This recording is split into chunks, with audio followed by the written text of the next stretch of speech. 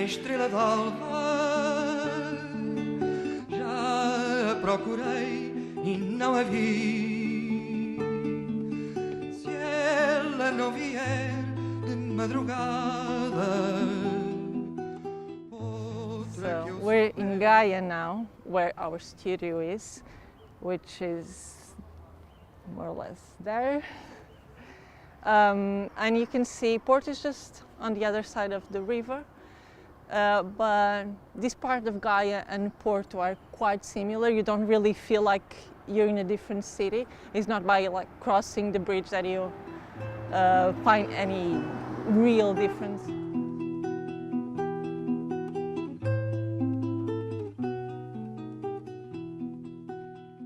This is just like a kind of a co-working space, but not really, because we're mostly friends and people here are just, they just don't come because we have some room. We try to fill the space up with people that we know or feel like could be nice to be around and eventually even work together. But it's basically just a lot of studios that work together and designers and photographers and like freelancers. So it's very different. Like Nonverbal is just one of the studios.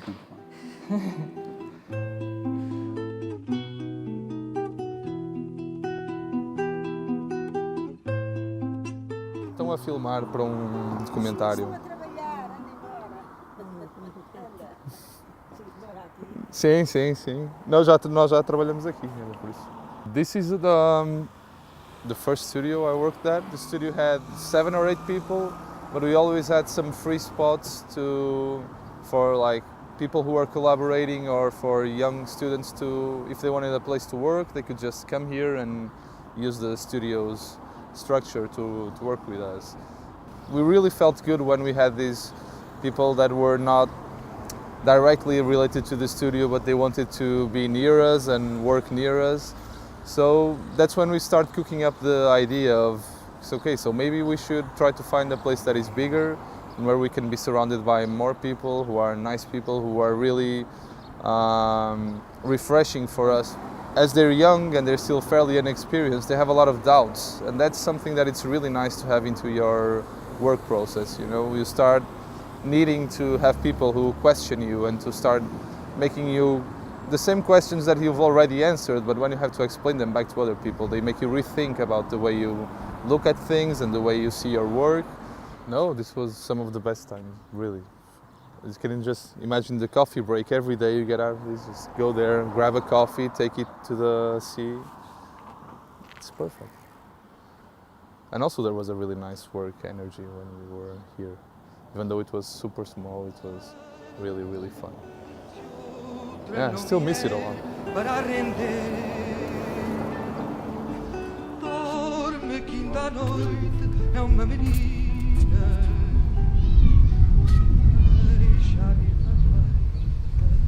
I cannot understand if it's an office or a home.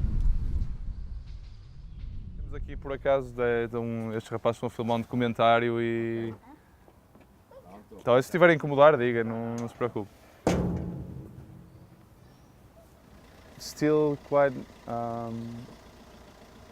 shocking to look at it in a way, because now it looks even more posher than it did. I don't know, I felt like back then it looked a little bit more inviting. Now you can really feel that maybe this rich family lives here. Back when we were at the other studio, the small studio, we felt like we needed some change. We wanted to create a different environment for ourselves. We wanted to be surrounded by more people. We felt like it was important to not only have these collaboration networks around us, but we also wanted to have this place where we could have young talent, create a platform for people who are just going out of school, can start setting up work. I mean, we always had free spots at our previous studio for that, but we wanted to make it official and have a better structure for it, actually. And we also wanted to have fun, so we thought, I mean, we should just find a place, what we would call our dream studio. We would have print machines everywhere.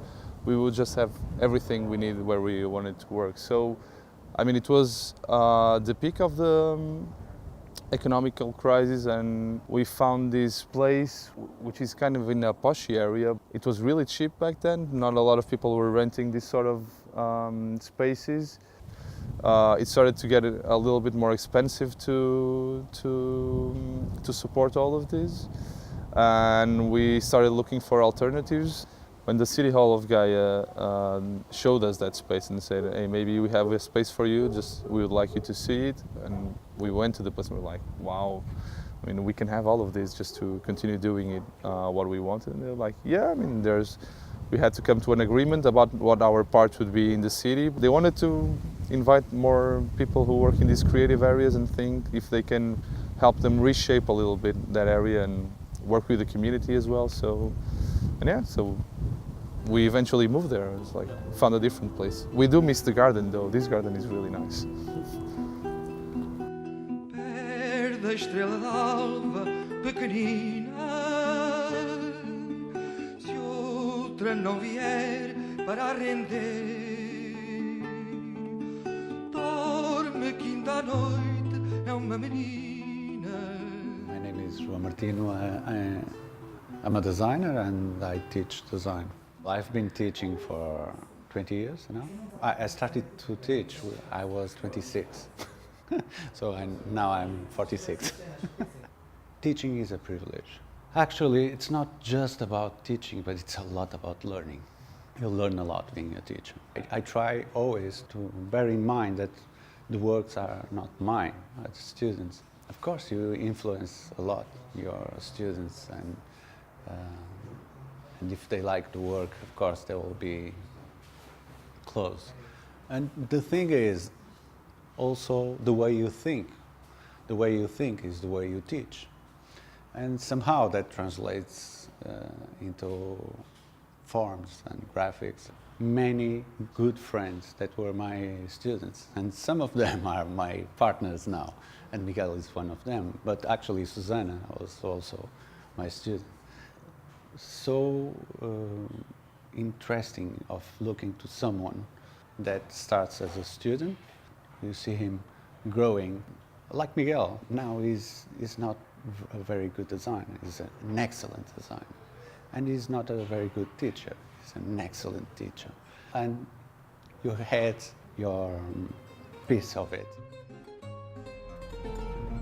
You know, I don't like to complain too much about tourism. The problem is not the tourism. The problem is how the city deals with it. Maybe the city is not dealing with it with the right way. You know? Or the important question is, would you rather have the city like it was before, rotten and with no tourists? No, I wouldn't. No, I think the city is better now. Though we have lots of problems, the city is better now. It's interesting, it's changing. The clients are changing, and that in the future I think it will be good because it will improve the design culture in general community. The center of good design, at least in the last 20 years, has been Porto. Porto always have this underground culture. But I think this underground culture always happened because we always had less money to do things, so we did it some other ways. And I don't mean there isn't good designers in Lisbon. Of course there is. Of course there is. But if you compare the dimension and the amount of people that Lisbon has and Porto, it should have a lot more. I never have that thrill, that thing, and maybe because I felt I was learning, I was doing good stuff, so why leave? You know, I had this opportunity when I finished my degree, had this big opportunity to go and work for Wolf Hollins in London. I'm happy here, you know. If I'm happy here, why should I change? I think it's easier in a big city to get consumed by the idea that profit is the most important thing in the world. Trovas e cantigas muito belas, na garganta, meu cantor. Quando a luz se apaga na janela. We got to do exactly what we wanted. Most other clients would want more flashy things, and in terms of just graphic design, it's nice to try and see how simple you can make it look. First with the name of the opera and some details, then you have the synopsis and all the technical details, and a photograph related, but like in an abstract kind of way. So after this opera section, you get in the concert section, and it's the same thing again with the names.